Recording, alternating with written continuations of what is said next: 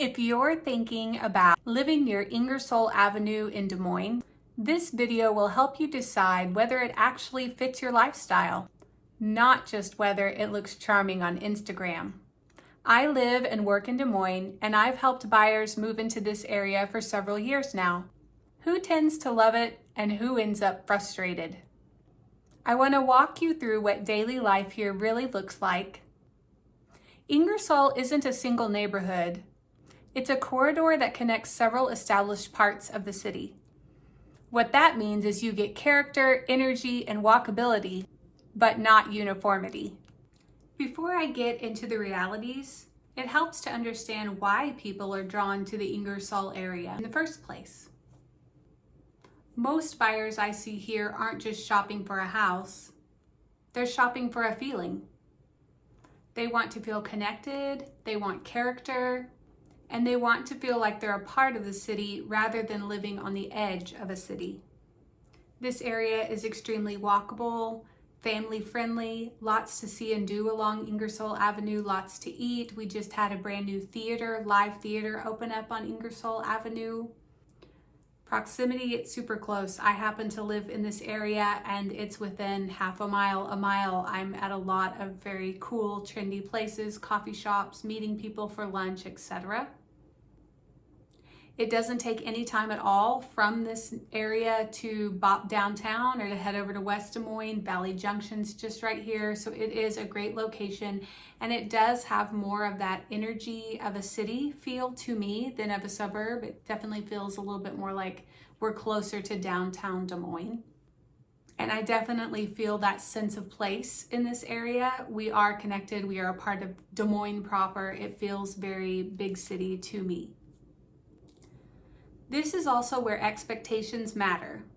I see buyers fall in love with Ingersoll Avenue on a Saturday afternoon when it's hopping, and then they feel totally different on a Tuesday afternoon or evening, especially in the winter months.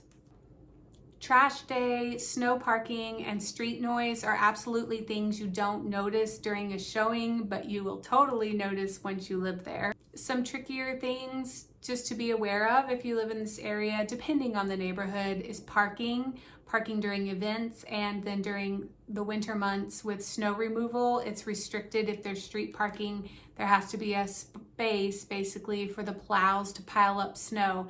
So if you're a street parker, you get kicked out of the way for that to take priority, and it can be a little challenging. Guest parking can also be a little tricky in some of these neighborhoods because the streets are smaller, and then again during winter months you just have reduced parking. What surprises people after they move in? One thing I always tell buyers is that every neighborhood has surprises, and Ingersoll is no different. The surprises here are usually not deal breakers, but they can be frustrating if you didn't expect them. So some examples of those surprises: older basements with laundry in the basement, and maybe you have to bend over while you're doing the laundry in the basement. It's not very glamorous. Or smaller closets, heating quirks. In our house that I'm in right now, it's a 1950 ranch. We have baseboard heating. It's water that runs through the baseboards that heats up. I love it. It's great because we're not dried out in the winter, but it is different, it's quirky, and when we moved in, we had to overhaul the system. Renovation costs versus expectations. If you live in an older home and you live in an older neighborhood, you will always have a project, and you just kind of embrace and accept that. I like living in older homes. I love historic spaces, so I'm used to that. But it's definitely something you want to bake into the cost of your everyday life. None of these things are bad. They just require the right mindset. So who this is for versus who it maybe isn't for to live in this area. I've seen buyers absolutely thrive here, and I've seen some buyers move out within a year of buying their home. And the difference usually isn't the house, it's the expectations. So maybe you have small children and you're both working jobs and you're in a very intense phase of life and you just need everything ready to roll. An older home in an older neighborhood might not be for you because it's going to pile on another level of responsibility with regular maintenance and upkeep that will be required of an older property. However, if you love walkability and flexibility and you're willing to be flexible, this could be a fantastic fit for you. Also, proximity. I love where we are. We're super close to Drake University, downtown Des Moines, Valley Junction, West Des Moines. I can hop on the highway and get to any of the suburbs. This area, in my opinion, cannot be beat.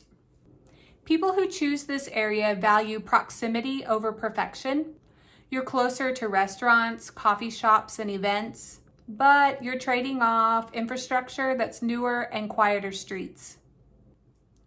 So this area does have older housing stock. If you see a new home, it's because somebody tore something down and built on an infill lot typically.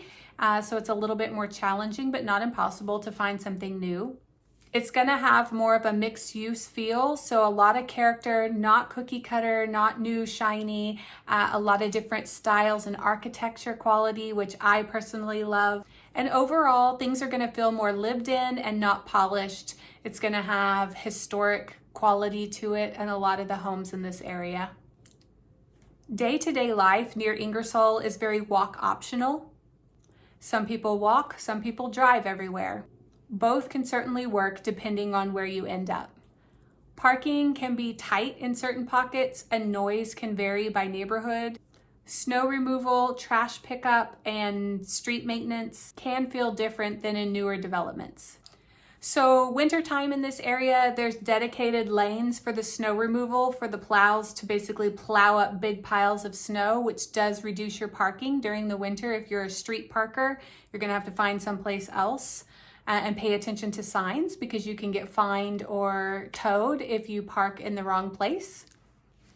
There's a lot of events in this area because of our proximity to downtown, but that does create a little chaos during events in regard to parking. Most homes near Ingersoll were built decades ago, and that charm can come with some quirks. Floor plans aren't always open, closets are definitely smaller. Electrical and plumbing updates matter more than finishes. So the homes that sell quickly in this area have updated systems, new electrical, new plumbing, good foundations, good bones. That matters definitely more than being polished or paint or new walls, etc. The ones that tend to sit are beautiful but impractical. This area is a great fit for those who enjoy being part of a neighborhood rhythm. Walking to dinner, knowing your neighbors, accepting that everything's not going to be brand new. It's usually not a great fit if you want a quiet cul-de-sac, a large detached garage, or minimal maintenance. I see buyers try to force this area to work for them, and that's when regret sets in. Living near Ingersoll feels connected. You feel plugged into the city, but it does ask you to be flexible. With parking, with space, and with expectations. For the right person, the trade-off is absolutely worth it. For others, maybe it's better admired from afar. If you're considering Des Moines or trying to decide which part of the city fits your lifestyle, I share realistic breakdowns like this one regularly. You can explore more neighborhoods here on this channel.